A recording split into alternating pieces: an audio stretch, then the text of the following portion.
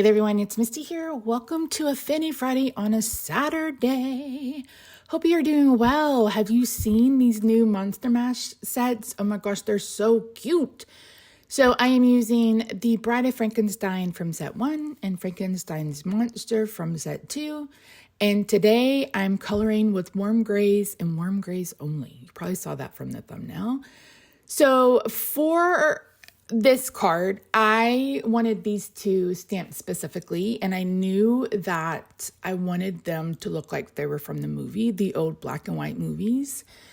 And I love how they turned out. So for her and for her skin, I'm using W2, W0, and W00, I believe. Maybe even W3 for the darker. Yeah, that's a W3 right here. So the one thing to know about like monotone coloring, etc., is that you want to keep it kind of light because it can get really, really dark very, very quickly, especially using one of the grays. Now, I made a card a couple of years ago that I called Pink Ween because it was a pink Halloween card.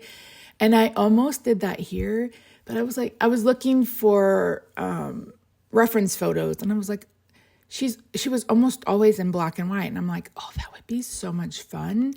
And I decided to do warm grays instead of cool grays, just because warm grays to me remind me of like the fall, and just they're not as sharp as cool grays, if that makes any sense. So yeah, anyway, so for her hair, I'm starting at the closest to her forehead, and I'm starting with I believe I used W10, 9, and 7. Again, we're just using the W's, so whatever looks good to you. And I just kind of went up to make it until the very tips of her hair were a little bit lighter. And then, of course, I used a lighter gray on her very, very tippy top. So it looks like there's a hair on this paper, but that's actually where I tried to cut it with my silhouette machine. Listen, I feel very blessed to have a silhouette machine, but sometimes I want to throw the thing out through the window onto the yard and then go stomp it a la Office Space. If you know, you know. So I was trying to cut these out with my silhouette, and I was having a really hard time with it, but I got it done. So got all the way to the top, and we're just going to go over it with the lightest W00. I like to do that sometimes to just kind of get it all to flow together.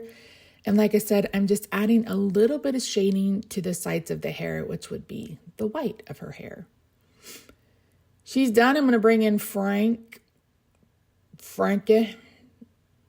I think he looks fantastic and did an amazing job on both of these sets. If you haven't seen Kevin's Phantom of the Opera card, you have to go see that. That's genius to make it look like he's in the balcony.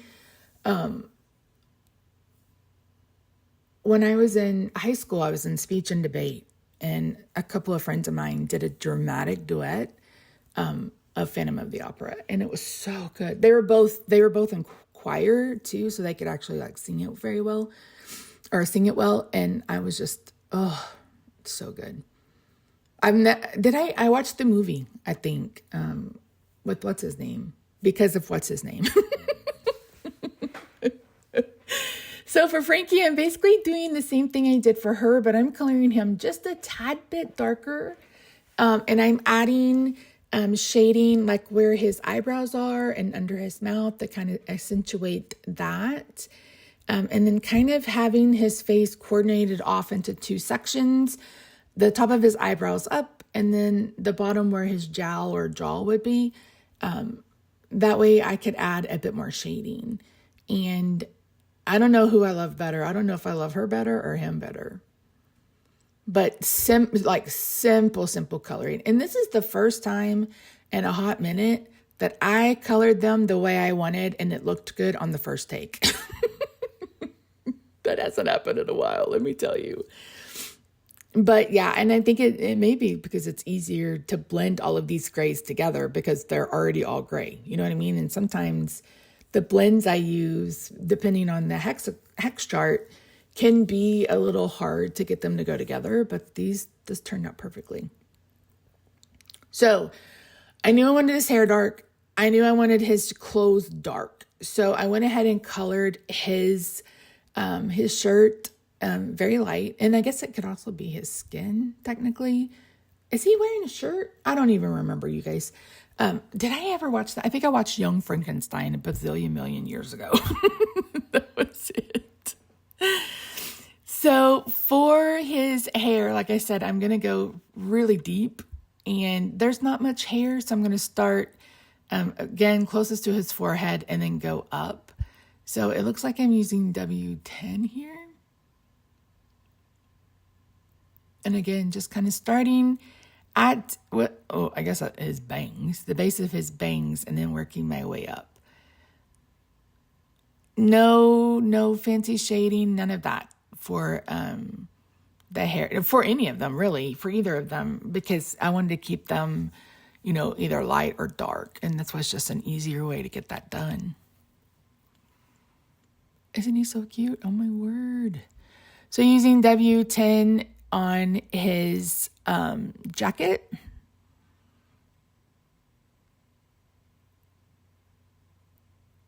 Oh my goodness. Maybe, can I color like this every day? Dear mind, can we color like this every day? This was so flippin' easy. I loved it. I am normally not a warm gray person. Like our hallways and our main living room and stuff is gray. And it's a cool, neutral, well, it's more neutral gray. And it took me forever to find the color, let me tell you. And I absolutely love it. I used to love grayish back in the day, but I don't know what happened, but probably because I've just decided that I don't like brown.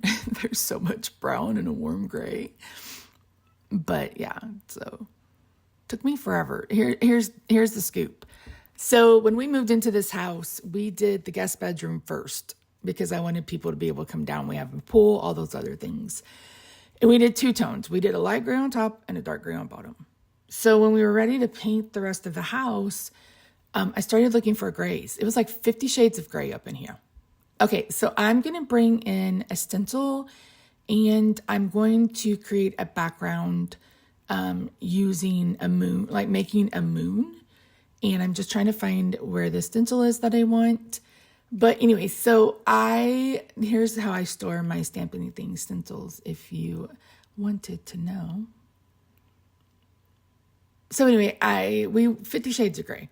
We picked up so many different samples from Benjamin Moore and stuff, and I had samples painted everywhere. Because if before you pick, okay, so hold on. So here I did the background and I was like, wait a minute, I don't want those colors. I want it to be monotone. So I ended up bringing in frayed burlap and pumice stone, however you say it. And you can see here, I'm testing it on the paper. This paper has seen days, but you know what? It still works. And I'm going to go ahead and get this down with some washi tape. And then I'm using a circle and I'm having it stick off just a little bit. So it's more of a 3/4 of a circle of the moon on the paper. I'm going to start with pumice stone. And I'm using these little brushes. Stamp Anything carries some of them. And then they're also considered makeup brushes on Amazon. So anywho, so we bought all these gray paint samples. I mean, we had at least 10 different gray samples. And so we found one at Sherwin-Williams. I thought, I think this is the winner. So I had my husband paint. We have a wall by our pantry. I said, can we paint this whole entire wall? And it's I don't know, 8x6 or 8x4 or something like that. It's not very big.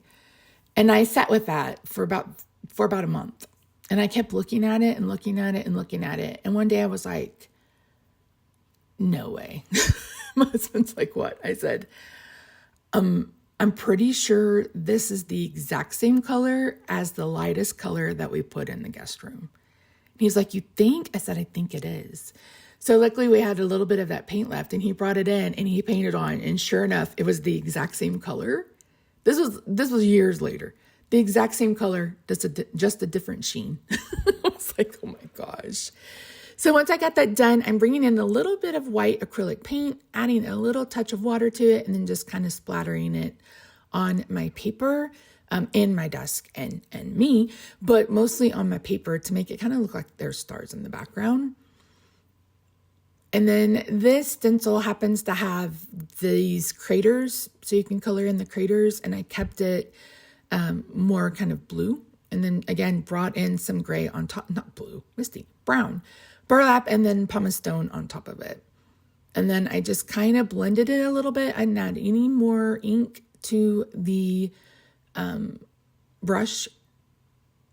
And now we're going to move on to the background.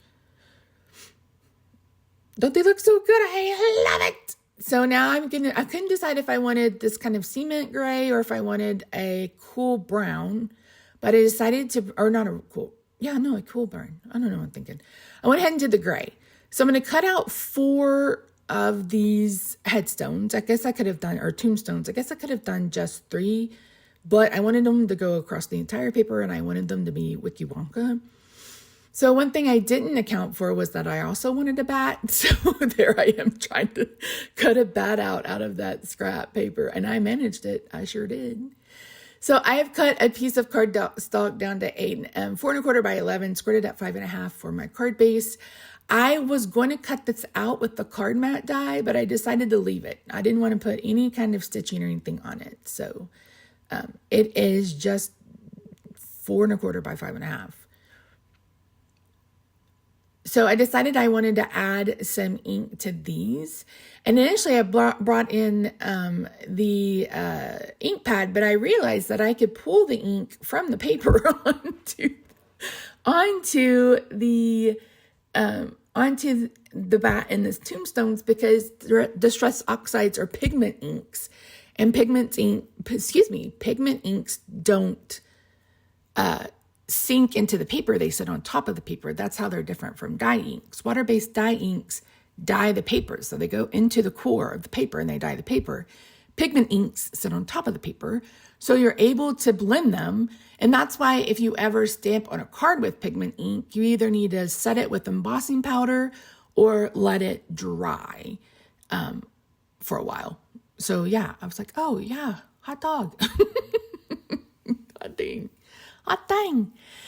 All right. So I have Let's Be Frank, We Are Made for Each Other for my sentiments. And then I decided I was going to pop up all 4. So I'm going to be using some Scotch foam adhesive, and I'm going to piece that on the back of both of them. I'm going to fast forward through that because you guys have seen me do that a million times. He's on the outside. Okay, this is what I was thinking. I was like, where do I want to put him? I'm like, oh, he's on the outside, because he would be walking on the outside by the street if they were walking down the street, because that's what my husband does. So yeah, I'm going to add just a hint of color to the white because I didn't want it stark white. And then I'm going to, again, get that hered. So I'm putting 2 pieces on the Let's Be Frank, and then I'm going to fiddle around with getting that straight. If you know, you know. And then for this one, since some of it is going to go on her dress, I am putting liquid glue on the part that would touch the dress and others where it wouldn't. And that's it. So thank you so much for joining me today. I really do appreciate you. I will have everything linked down below. If you haven't already, be sure to check out the release video to see all of the design team projects. I hope you have a good day, night, weekend, wherever you are. We'll see you in our next video, and I'll see you next Friday. Bye for now.